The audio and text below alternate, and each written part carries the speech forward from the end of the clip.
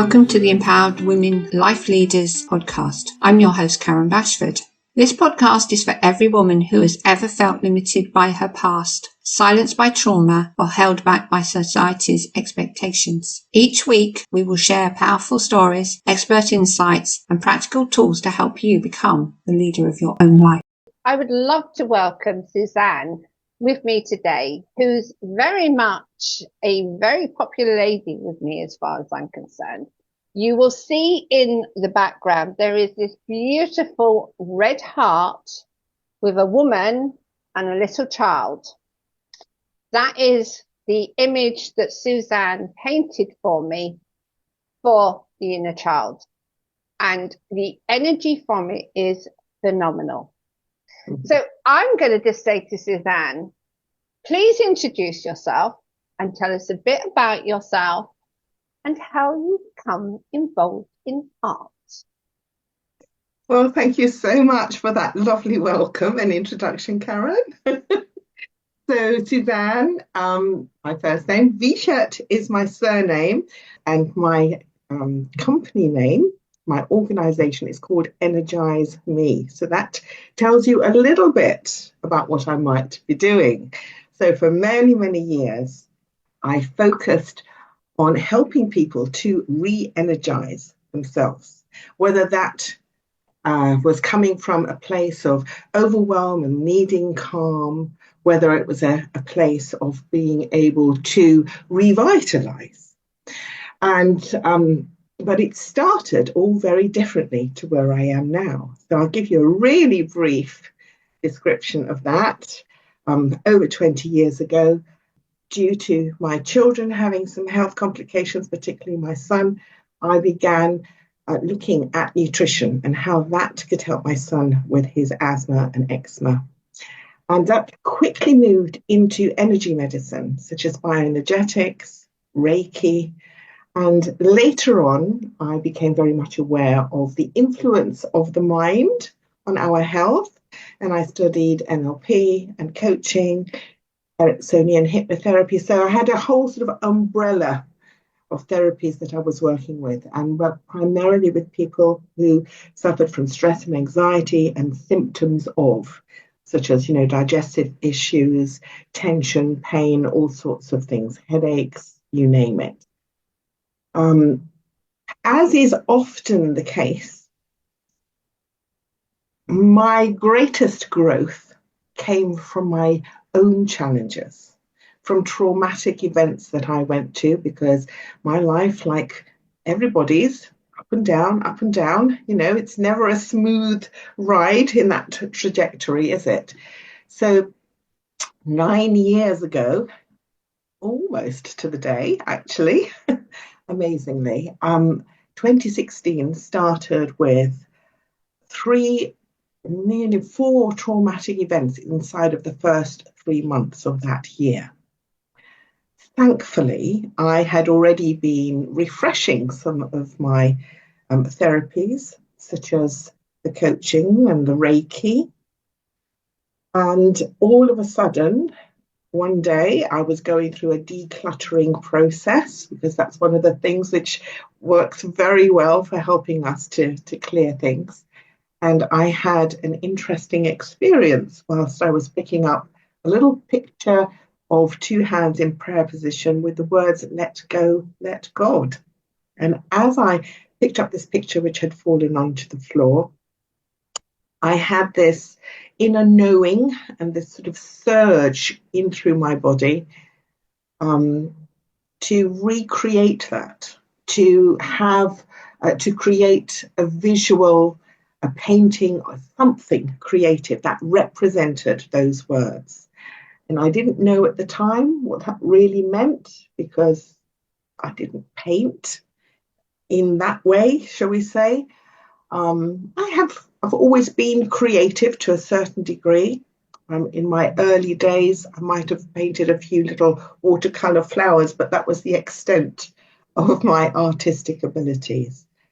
But from that moment onwards, I just had this I use the word surge because that's what it really felt like. but this calling, this pull to do something creative. And I will say that at the time, I was also doing a lot of meditation, a lot of meditating to find that stillness within me, because I was going through a lot of pain, a lot of heartache, heartbreak, a lot of disruption in my life. And I needed things to soothe that and to help me through that difficult time. And after about a couple of weeks of that initial experience, I just couldn't contain myself anymore. I had to do something. And it was my daughter who'd left art materials behind, one of our conversations, who said to me, "Why don't you just go grab my stuff? Just go with it, take whatever you feel like." And I thought, okay. And that's how it started, literally. I had some beautiful music on. I went down into my conservatory. I got myself into meditative state. I had a piece of card, just a piece of card, and I just grabbed some paints and off it went. And I, had my own interpretation of Let Go, Let God, which was very much a little bit like you might see associated, with the rebirth, flames coming up out of the embers. And that is how it started. And I didn't know what I was doing. It wasn't with the intention of creating something specific in terms of how it would look. I just went with the feelings that were inside of me and just noticed which colors I felt drawn to, what I wanted to work with. I went with the movement, the swish and stuff like that, and that's how it started. And then one after another, they developed. And I found this to be enormously beneficial for being able to express what was deeply inside of me, underneath goodness knows how many layers, so that things that I didn't even have words for, and they would just emerge in that way. And so I would call it intuitive painting. Sometimes I do now create paintings, if I'm asked, "Oh, Suzanne, could you do something for me?" As did you, Karen, at one point. But you understood that I work intuitively in that way. So quite often, if I'm asked to do a commission, I'll explain how I work, and that it can take a little bit of time for me to get into the flow of it, because I need to connect with it on a deep level for it to emerge of its own accord, so to speak. I can remember our conversation where I simply said to you, I need my inner child. And I just feel that she's alive and well in my heart, and that there is an adult as well. But I gave you carte blanche to just go ahead and paint whatever you wanted. And she came out of it so rapidly. It was exactly what I wanted as well. You really created that impression that there is this heart with this child inside, but obviously there is an adult involved as well. So, and to me, the inner child is your soul. So you summed it up beautifully. And as I said before, the energy from the painting is phenomenal. I know if I move it around, the energy in the room shifts with her.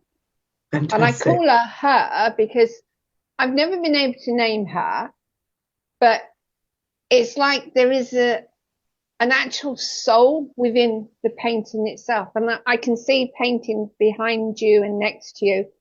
And from my own personal experience, Suzanne has actually brought them to events and had them around the room. And the difference in the energy and the people that were in that room was phenomenal. I don't know how she does it, but seriously, she creates through her own energy and connection to source, but that energy comes into the painting. Yes, yes, quite often I feel really guided.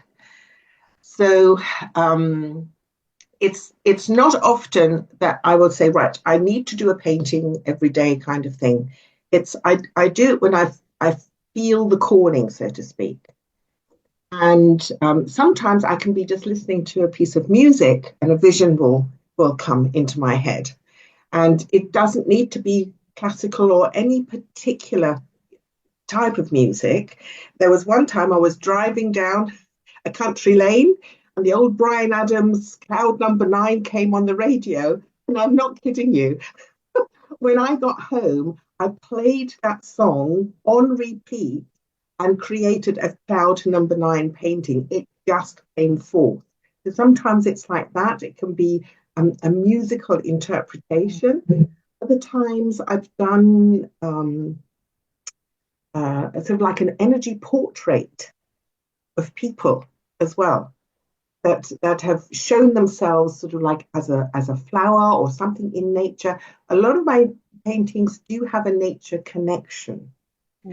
Sometimes I could be watching film of sorts. Like for instance, there is a film that Wayne Dyer produced called The Shift.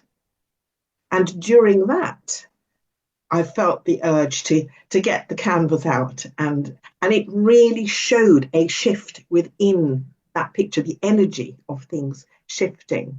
Another one is called Quantum Leap, and that emerged from watching the film What the Bleep Do We Know?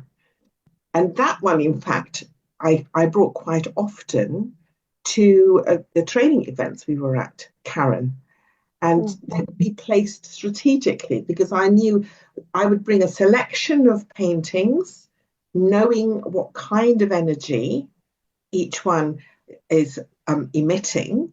So if you think Quantum Leap is all about forward movement and helping people to create that within themselves so that there is that forward trajectory. And people would feel that, as you would say, or I would bring a print of the Let Go, Let God, and that emits an energy of enabling people to release stuff that they don't know how to otherwise release, and it helps them to do that whilst they are doing their own creative expression. So I always have paintings around when I'm giving workshops, for instance. Okay, so in the workshops, explain to me how that works then, because I do know that with the workshops, you actually get people to do their own artwork. Even though you can't paint, you still get them to do their own artwork. So tell us a bit about that. Yes, I think there is this. I think I'm sort of on a mission now to end this myth that if you are, you've got to be artistic or have artistic ability to create something that's arty. Really, what I do is I help people to connect their emotions, their thoughts, whatever's going on with them, to colour, to shape, to texture. So when they come to my workshops, there's always meditation involved as well. And there's the Reiki energy within the room. And that then enables them to start to express just by connecting with those colours. So they might have a selection of paints, they might have colouring pencils, they might have crayons or pastels, it doesn't matter. There will always be a theme to the workshops. I've got one coming up that's called Unlock Your Flow. So that's about clarity and growth and letting go of things that are stuck underneath. And that enables them to really get into the flow through drawing in a flow-like manner, through choosing colours that represent that for them. And often, I think we have ideas about what colours are supposed to mean, because of course in colour psychology, we're given that kind of information. But what I stress with my clients is that colour is personal. How we each respond, how we feel the colour, doesn't mean that just because blue for me is uplifting, it doesn't mean that for somebody else. Or yellow or orange. That could mean something entirely different to another person. So it's about getting that connection first and being able to translate and then transfer whatever is going on. So either for the process of letting go, transferring it onto paper, and then to build from that. It's interesting, isn't it? Because as you say, it's how we perceive a colour ourselves rather than the palette of colours that we are shown all the time, that Yes. we are told relate to whatever. I do know that sometimes that I can shut my eyes and I get a colour that appears in front of me, and it's usually an indication that something is out of balance within me. And obviously I know about the chakras and such like, but at the same time, it's not necessarily those colours that actually appear, because we are all given the 7 colours of the chakras. But it's not necessarily that. It's like there's a combination. It's a message within the colour itself. Yes, That's I'm right. out of balance, but there's also a message I need to be hearing that I'm not necessarily hearing. And I'm assuming that when you're actually working with people and they're painting, quite often they will get that kind of message coming through. Yes. As to why they've chosen that colour, or they have an awareness, I assume, because our emotions have colours. Yes. Yes, absolutely. And they are, and this is why, we have so many different shades, tones, all the tonality, and one can add value to that with texture as well. Sometimes we paint also with items from nature. So one of the workshops I do is called Field of Dreams, where we literally go into nature and we connect with what's out there. I live in a place where we've got woodland around us. Or one of the studios that I use for my workshops is in a beautiful setting, and one can literally go and pick a few leaves and things, and one can paint with that. Then you've got that texture as well. And then the different tones of colours from that. It's quite remarkable what it can stir within you, within your heart, within your gut, within, and enable you to connect on a whole different level. It can unlock some pretty magical things. Yeah, I can appreciate that as well, because I discovered with my clothes especially, I tend to go for specific colours.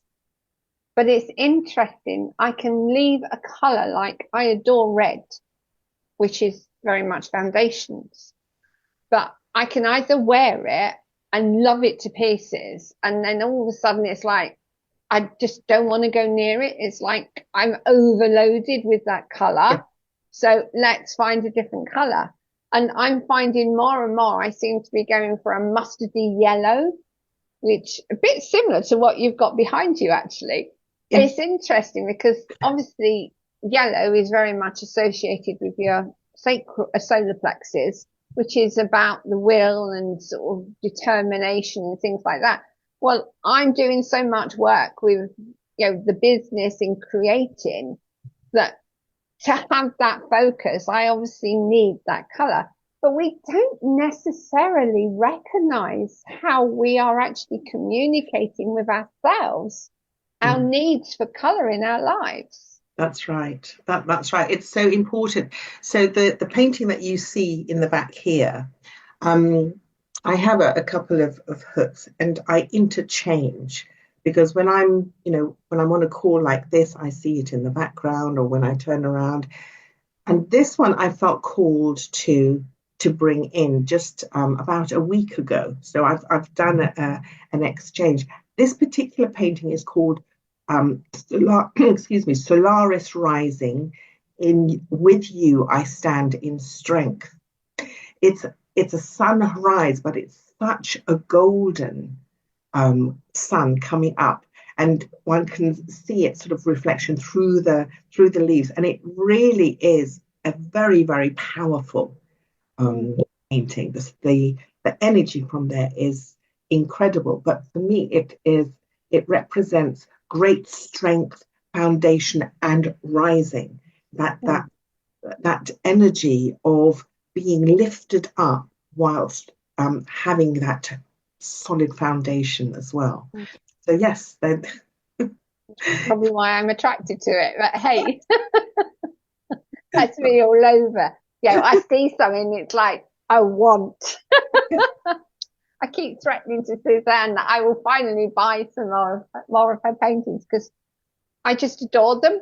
But at the moment, it's not going to happen because I still haven't decided where I'm going to live, and I don't want to be packing them up and moving them until I'm ready. So we're going to have to wrap this up, but it's been absolutely phenomenal. One thing I would ask, and I don't know why I want to ask this, is if there's anything that colour can do, what would you say it is? Well, it can completely transform your energy. So you were talking about, when you feel drawn to wear something differently, something as simple as that. If you're feeling a little bit low in the mornings, close your eyes for a moment and think, which colour would lift me up? What have I got in my wardrobe that I can wear that will make me feel better? What could I do if you're at work, for instance, if somebody is at work at their desk and they're feeling like they really need to lift up their energy, they're feeling a little bit low, a little bit trodden down, too much pressure, whatever. Look on the desk, what colours have they got in front of them? Markers, highlighters, whatever. Grab a piece of paper and just begin to draw something. It can be totally abstract, but just get into that colour, focus, become fully present and immersed in that colour, and notice how it can actually change your energy. It's exciting. I think it's really, really exciting, and it gives us not just inspiration, but it's something that is around us. I mentioned nature, and you can look out of the window and see what is there out there. Even on a grey day, there'll be something that you can find that can uplift you just by focusing in on colour and shape. And those are the kinds of things that I encourage my clients to do, to always have a little something, even if it's just a small handful of colouring pencils. I have this lovely little sparkly pencil holder, and inside it is just a small set of colouring pencils. And I have that close by because in here are all the colours that I need to do something with in order to express myself at a time where I need to do that. Yes, because words sometimes aren't enough, are they? We can't put into words what we're really feeling. So to be able to just grab a colour and just draw something. And doodle with it. Doodle. Yeah. Doodling is great. So like I say, you don't have to be an artist. So, and I just, I had a bit of news this morning. Oh, yes. You did mention earlier, didn't you? And I'd forgotten. Yes. So please share your news. Well, recently I was nominated by SME News Digital for an award this year. And they they came back to me. Late last night, I saw an email coming in to say that I've been awarded with Therapeutic Arts Practitioner of the Year. And I'm just so chuffed with that. And not just surprised, but I feel quite humbled actually that it's something. The nomination came directly from them, and they had been doing some research, etc. And yes, looking for entrepreneurs, individuals, business owners, yes, that they felt deserved recognition in some way or other. And yeah, I don't know what else to say about that because I just feel quite woo. It's an amazing achievement to be recognised on that basis. And I think what's starting to happen for me, especially, obviously I've had my own awards, but for me, it's that sense of people are now starting to realise there are alternative ways of helping yourself, especially when it comes to mental health. Like I obviously work with trauma and abuse, which has an impact on our mental health and physical health, spiritually as well. But for you to be recognized for your art and the work you do within the range of energy means that people are starting to recognize that there are other ways of helping mental health or mental wellness, or just generally lifting somebody up who's going through some kind of disease or facing cancer or something like that. It's like the world is awakening, is what I would say. Yeah, absolutely, Karen. And I'd just like to add to that. So this is not just sort of like on an individual basis. Many organizations, companies are beginning to recognize that as well. And I've run programs, in the corporate arena. I did a set of programs for my local council for employees there.